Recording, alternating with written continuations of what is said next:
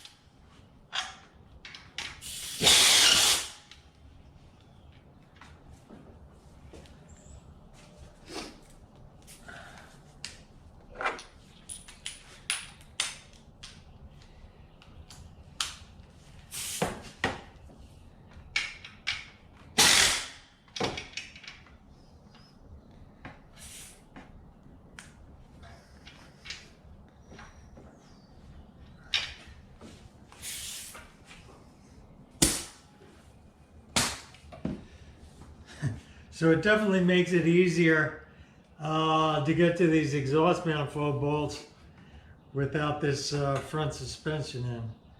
But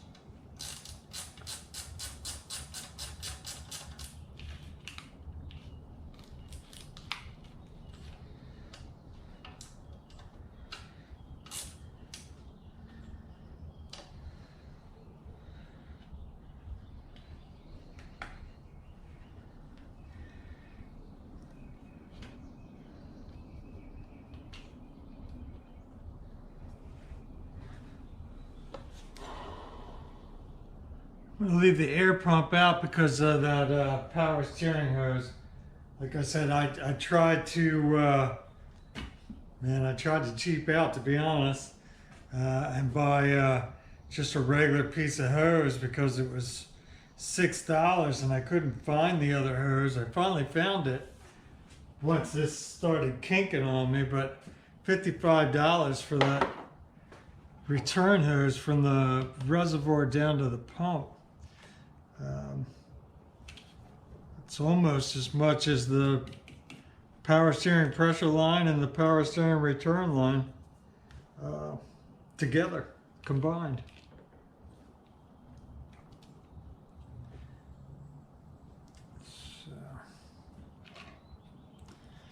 So I think we're out of stop until I can get that hose. I don't want to put the air pump in because it'll be in my way.